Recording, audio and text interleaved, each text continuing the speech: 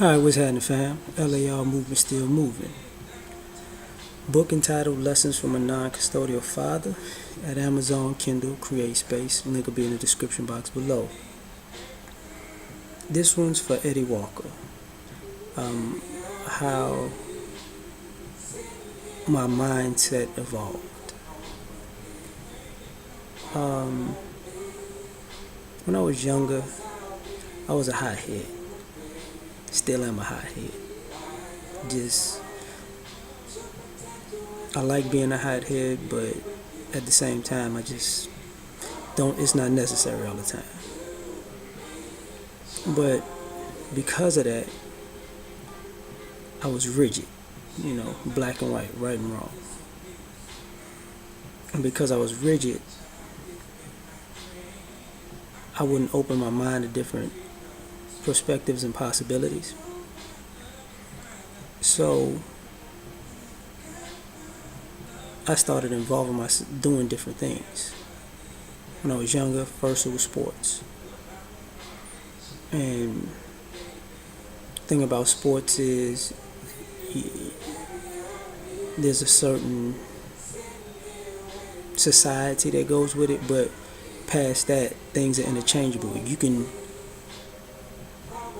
practice this thing over here and be good at it, but if you try this other sport, it actually works cohesively in that one. Now, you can't master one thing over here and just be a master of this over here, but certain things flow cohesively, so it's like you're really not straying away from the things you know how to do physically or mentally. It's just you have to do it in a different avenue. So that was the first thing that when I was younger that made me change, because like, oh, okay, the same thing I use over here, I can actually apply it over here. Same thing with and then I started getting into psychology. And when I got into psychology, I learned that it's really a study of human behavior, So I started studying psychology and sociology.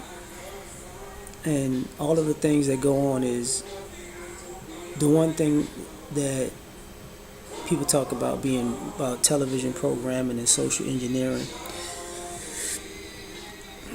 There are people who are constantly bombarding people with the thoughts that they want them to have. And I learned that lesson when it came to music, because subconsciously music stays in you longer than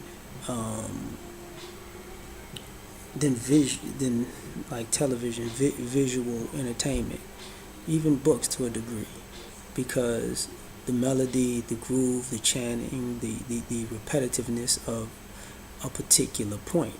That's why when you have musicians, it's the hook. The hook sells the song, because people might not remember all the words, but they'll hook. But the hook will be playing in your head when you sleep.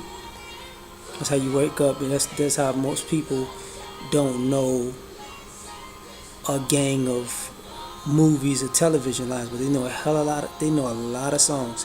You may not know a lot of pages in books, and they may not be able to recite those books verbatim. Few people can do that, but most people, they know thousands of songs in their heads. So it changed my thoughts. Like, okay, I get it. That's why that's why I didn't like pastors per se, but I understood they were able to communicate better to people because of the huh and the huh and the organ and all that. For some odd reason that resonates and stays longer with people. So it changed the way I communicate. I could be very direct, because if you say something that's very direct, people either play like they don't understand it, or it's gonna hit them. You don't have to really beat around the bush. Change how I started thinking. I stopped watching television because I noticed when I stopped watching television, I was able to regain my mind, basically, because when you watch so much entertainment, guess what? You dress like that. You talk like that. You carry yourself like that. You begin to embody everything that you saw on television and lose who you are. So that was one of the biggest things that happened to me, because I started, the easiest way for me to think outside of the box was to not be glued to that box, that television box. And I started to be able to generate my own ideas. Another thing was music. I wrote music for years. I've written music for years. And for me, it started just as a kid, journal writing. And, I got bored with writing and drawing. And then I started writing poems. And I started writing raps. And then I just started writing all types of songs, period. And it really didn't matter what genre. But I just wanted to, and the creativity of making something out of nothing kind of made me think differently, because instead of having the world influence my thinking, I can make something that can influence the world's thinking. So it changed my approach to how I interact with people. And I would have. Now, I made jokes about it in older videos. I was like, and I'm still like the guy on the cartoons who says, "Hey, I got an idea. We'll chop that tree down. It'll fall this way, and then it's like it'll build a bridge over that river, and we can get over." And people go, "That's the dumbest thing ever." You know what? You know what I'm gonna do? We're gonna chop this tree down. It's gonna fall that way. It's gonna build a bridge over the river, and we can get it over. And everybody goes, "Yes!" So it winds up being hilarious, because sometimes people just want credit more than they want information. So so it changed. Ironically, that changed. Being less rigid, I retained a sense of humor. And because I have a sense of humor about things, I'm not taking things as seriously. So I'm not reacting off of anger. And I can look at this perspective, this perspective, this perspective, even if I don't agree with it. But I'm able to push my ego down or to the side, and be able to interact with a person, because everything isn't so serious to me. To me, there's really not a debate. It's more of a conversation. It's not, and I think that's also because I'm a hothead, because if I really wanted to get into some beef, I could just get into it. Like, I don't have to, So because of that balance, when I'm interacting with people, I can see where they're coming from, and not really, because I used to be clashing with people. But now I can see where they're coming from and say, "Lord, that's your opinion. This is my opinion. That's it." And ironically, health changed my thinking. Like, they have, the superfoods, the brain foods. The less junk food I eat, the better the sharper I am mentally. More water I drink, the more I work out. And I didn't piece it together when I was younger, because I would always run. I like running. It would clear my mind, but I didn't piece it together until as I got older, that the better shape I'm in and the better health I'm in, the better I think. And because I don't have that, I don't have a concern about my health per se, so I can really formulate thoughts better, because it's not like I'm sick, it's not like I'm tired, it's not like I'm sluggish. It works good, Like, when you drink alcohol, you kind of impaired.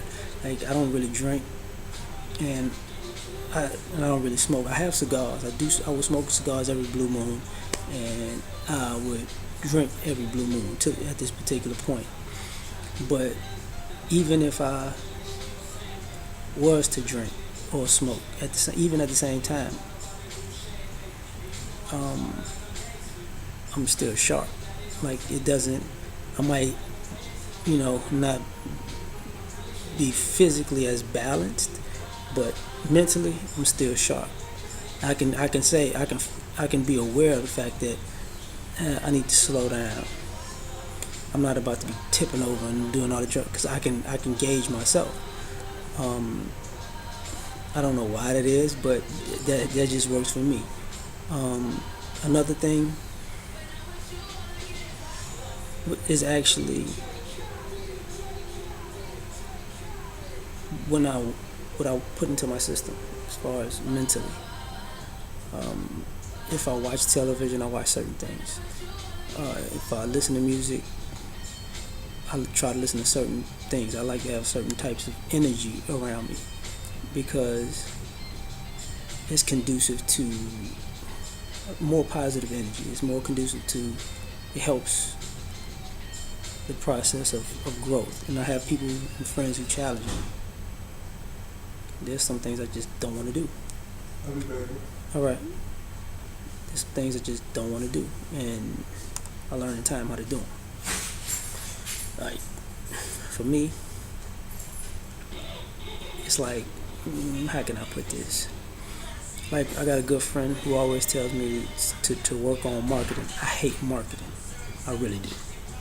But I don't rush it because it's not me at the point in time. I let myself grow into the point where I can do it, So it changed for me. I'm being less rigid helps me evolve, even if in some aspects very fast and some aspects slower. Being less religious, more of a spiritual person, less of a not being tied to the religious dogma. Because to me, I believe everything fits together. I look at the Bible, I look at the Quran, Torah, all the same people in all three. When I look at Greek mythology, story of Prometheus, it mirrors, God, the things of God in the Bible, and the Titans and the giants, and for me everything is interconnected. Buddha, Krishna, all that stuff to me is not separate. So I don't think as things are separate. I think as it made me think of everything as in moving parts, because what was that biblical story about the Tower of Babel, and everybody spoke the same language, did the same thing, it was on the same page, and they were building to the top, to the heavens, and God said, "No, we got to separate this." See, it was that God said, "Separate all this," So, to me, when everything got separated and people didn't communicate the same language anymore, they were still under the same God, just in different, but they just had different versions of it. So I look at everything as connected, but because we all don't communicate the same, it's all just moving parts to me. And for me, I'm comfortable with that. Like, I think self-awareness came with that. And I remember in psychology learning about self-actualization and the process of that. And, when you really comfortable in who you are and accept yourself, the good and the bad, it helps you process your surroundings, So that's just my opinion. This is how my mentality changed over time. Oh, plus I went through a lot of stuff. And my adversity grew me as an individual because I wouldn't, even though I might not like it all, I didn't let it break me, Do I have things that still stick with me to this day? Absolutely, but everything is a lesson, and I don't really take a loss if I learn something. That's just my opinion. But we out.